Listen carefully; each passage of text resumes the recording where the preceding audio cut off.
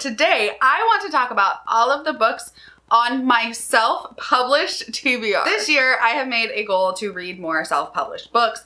And to do that, I had to find self-published books that I want to read and look them up and find them and decide which ones I want to read and prioritize. So this is my list of all the self-published books I want to read and prioritize this year. Obviously, I may add to this list as the year progresses. If you've got any self-pub recs though, let me know down below because I'm always looking for some good self-published fantasy and sci-fi books to add to my ever-growing TBR that I promise I'm going to get to one day. First off, we're going to start off with the ones that I currently own in physical form, which I do have a couple. I try to buy self-published books whenever I can to like support the author because for one, I love having a physical book, and for two, I want to support that author. I also really enjoy reading a lot of these on Kindle Unlimited because I do have a Kindle Unlimited subscription, but that also does help the author because they get paid royalties per page read. I don't know 100% how much, but I do know that they get paid per page read on Kindle Unlimited. First up, I want to get to Nightmare by Chad Nichols. This is a like horror self-pub book. And I know like Leslie loves it and Alan loves it, and I keep like adding this to TBRs and I keep meaning to get to it and I just have not gotten to it yet, but I'm very, very excited to. I don't even fully know the premise, but I know that it's horror and that it's probably gonna scare the crap out of me because there's also like a scarecrow. And yeah, I'm just excited to get to this because I've heard so many good things. Another one is one that was sent to me, and this is the Super Secret book.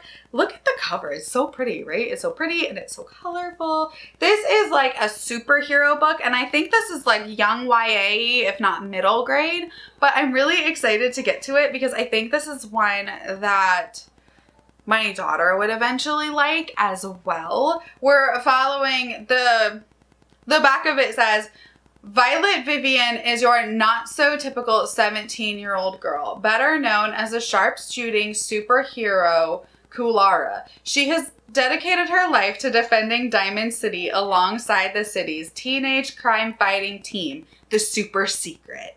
So that just sounds like really up my alley. Like it sounds pretty like light and whimsical, nothing too dark, but like still like teenage superheroes. So I'm excited to get to this one. Another like sci-fi superhero type book that I want to get to is Fizz Crusade by David R. Rice. This was another one that was sent to me and I can't wait to get to it. It sounds super, super cool. Let me read you the back. I will read you the synopsis because you know I'm not good at like remembering synopsis.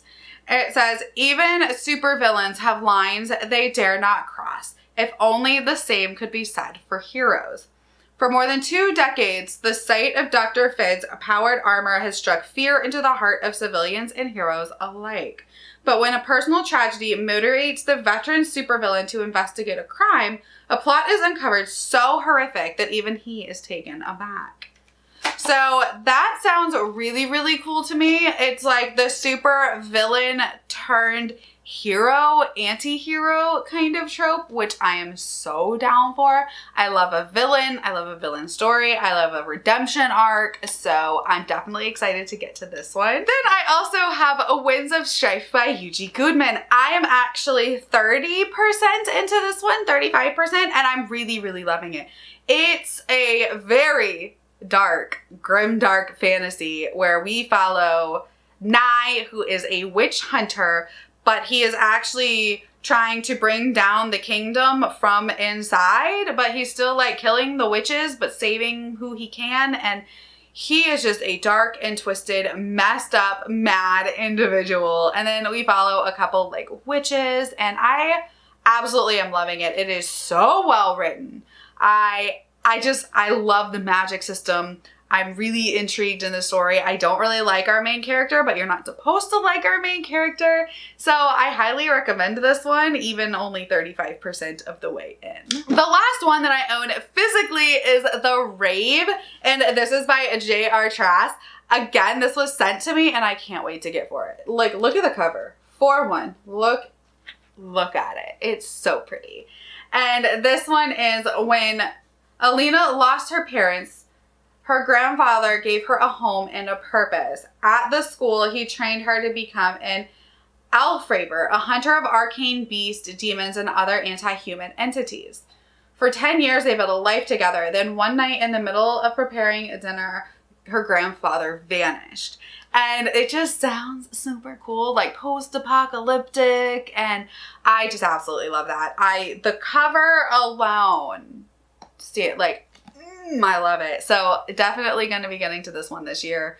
It's one of my top priorities. Okay, so that's all the ones that I own physically. I do have a couple others on my a Goodreads shelf, so I will pop in some cover pictures and let you know about those books.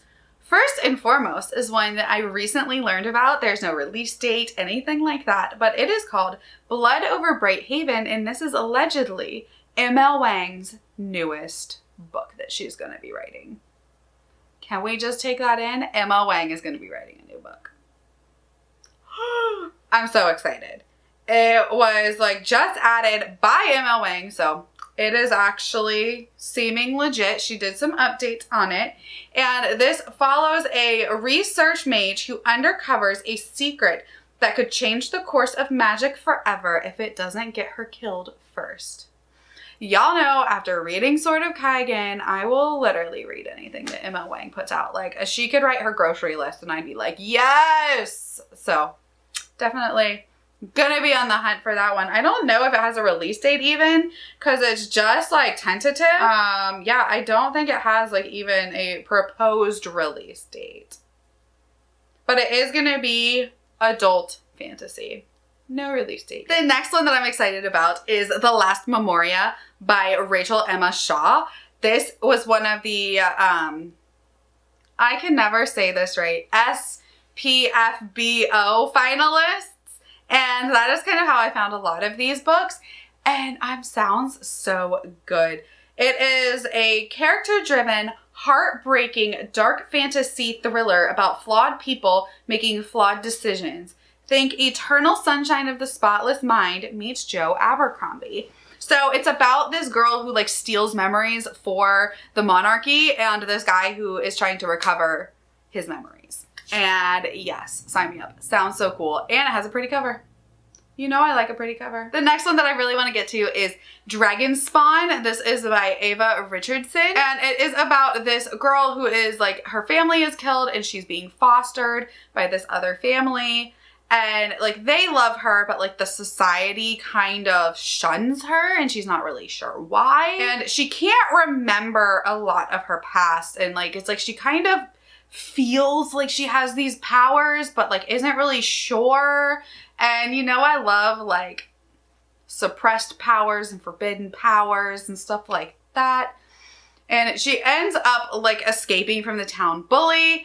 And then she finds a dragon egg and there's dragons, actual dragons. I'm so excited. She's supposed to become a dragon rider. I mean, yes, sign me up. Dragon riders? Yes, I love Dragon Rider. The next one that sounded really good was Daughters of Flood and Fury. And this is by Levi Jacob. So it's basically this girl is born with man's magic.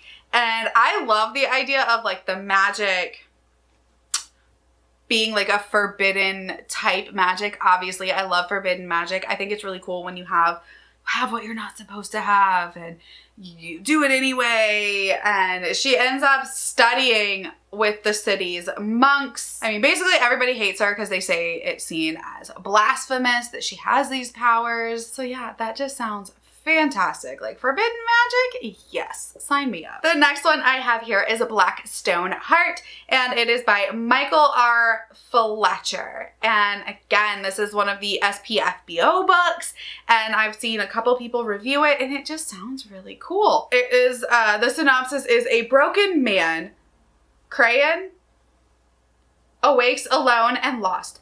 His stone heart has been shattered, littered across the world.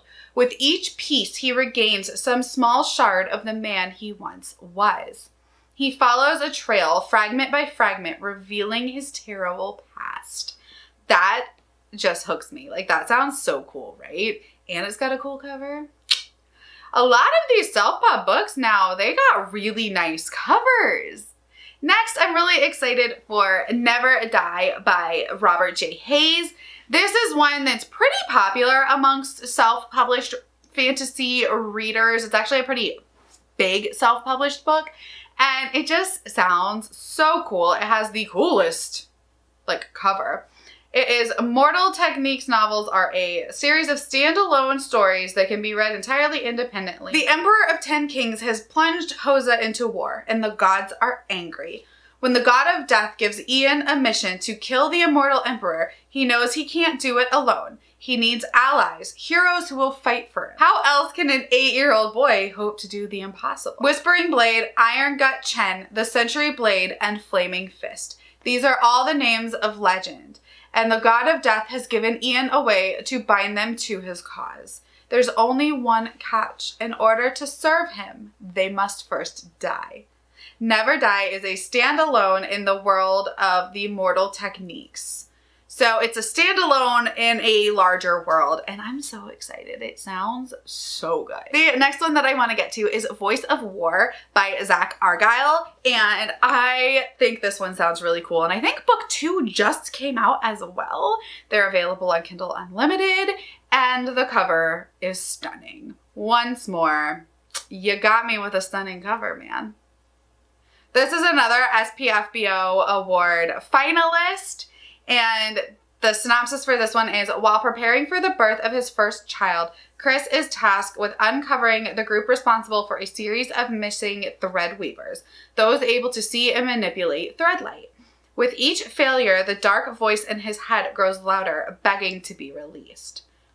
And a young girl from a secret city in the center of Fair and Wild veers off course to explore the streets of Alchia.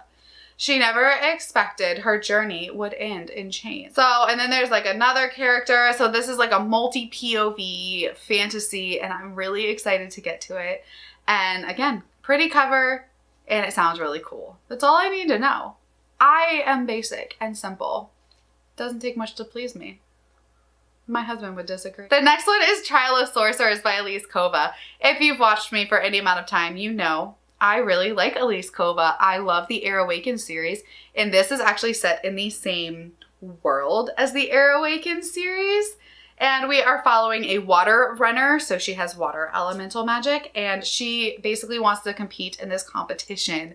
And I just think it sounds freaking fantastic. I think this takes place after Air Awakens, but I don't think you need to read Air Awakens in order for this to make sense. I don't know if it takes place after the Vortex books or not, which takes place after Air Awakens. So I have a lot of books to catch up on in that series, but this one just sounds really cool. Magical competitions and elemental magic, yes. And the last book on my self-published TBR is Dragon Mage, and this is by M.L. Spencer. This is one that Patrick has just hyped and hyped and hyped, and then I saw the physical copy of it, and it is beautiful. The art under the dust jacket, the hardcover itself is beautiful, and I just need it in my life. And of course there's dragons. You know I like dragons. And the synopsis for this one is, Aram Wraith has the power to challenge the gods. He just doesn't know it yet. He thinks that he's nothing but a misfit from a small fishing village in a dark corner of the world. As far as he knows, he is nothing, with hardly a possession to his name other than a desire to make friends and be accepted by those around him, which is something he's never known. But he is much, much more. Unknown to him, he bears with him a gift so old and rare that many would kill him for it. And there are others who would twist him to use it for their own sinister purpose. That just sounds so good, right? It's, I believe, a series. Yeah, so it's the book 1 in the Riven World series. It looks like book 2 has a title, Champion of the Fallen, and it is supposed to come out in January of 2022. So not too terribly long, honestly. So I'm really excited to get to that one as well, because Petrick has just hyped that book right on up for me. All right, those are all the books on my self-published fantasy TBR. Hopefully you enjoyed that. Maybe you found some books to add to your TBR, because I love supporting self-published self-published authors. It is hard out there for somebody to just come in and be like, they wrote the book, they have to get it edited and get a cover, and they're marketing it themselves. And like, I work in marketing, so I know that aspect of it alone is difficult. So more power to you, all of my self-published author friends. I love you guys. And I am just super excited to read more amazing self-published books this year. All right, thank you for hanging out with me. My name's Jessie. I will see you next time. Bye.